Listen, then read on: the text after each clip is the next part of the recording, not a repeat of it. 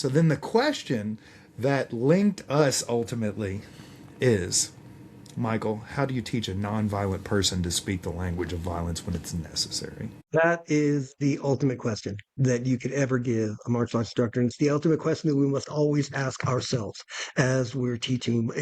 When you lie to a student, that's child abuse. I don't care what age that child is. And don't know, if you don't know, say, I don't know. The project I'm doing now is a handgun self-defense video series with Sensei Thompson, it's way out of my lane. But I found Mm-hmm. somebody who is a master at the craft. And what do we tell people? Yes, people always say, buy a gun, do karate. But it is about that mindset. The biggest gun in the world will not save your life if you refuse to pull the trigger, if you are unable to pull the Mm-hmm. trigger. And Mm-hmm. Ramsey Dewey, Coach Ramsey Dewey on YouTube, he is adamant that self-defense is ridiculous because you can show somebody how to gouge eyes out, but no rational human being is going to be able to do that. Mm-hmm. That has to begin from the beginning. That has to be the culture. If the martial art is centered around self-defense, around what I call violence management, we Okay. have to I learn the like that. management of violence, not self-defense. It's not about us. It's about restoring order to Mm-hmm. the whatever our environment, our microcosmic environment. That has to be from day one. You start planting the seed of this.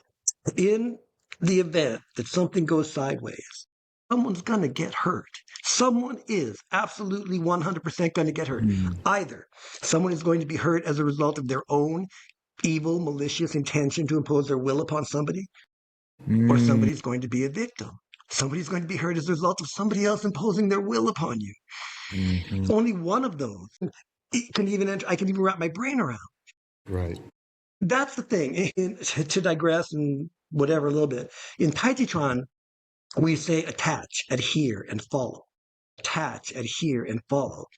In a situation of a violent attack, you must become the violence. You must embrace and attack the violence, however, whatever that is. Yeah, so that is the trickiest thing because most people, even after years of training, won't.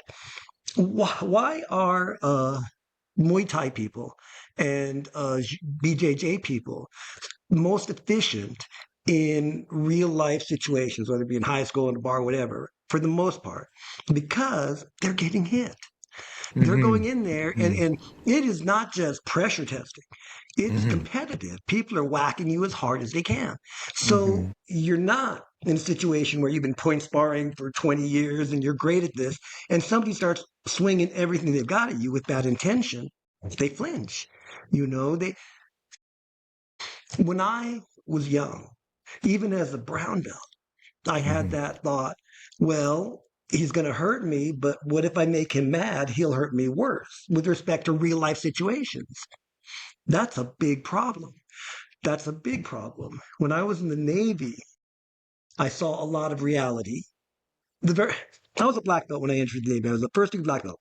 And the first thing I saw, being able to drink at 18 in the PX, Mm-hmm. I saw a Marine sitting at a table drinking his beer, and one of the sailors that I was with was a little bit too drunk, and sailors and Marines hate each other, and all you do is fight until you grow out of that idiot stage. And he walked over to that table, and he put his hands on the table, and he said something to that Marine. We couldn't hear it because it was across the bar. But without even looking up or missing the beat, he took that mug and he smacked it across that kid's skull and just laid him out. I was like, they never taught us that in the dojo.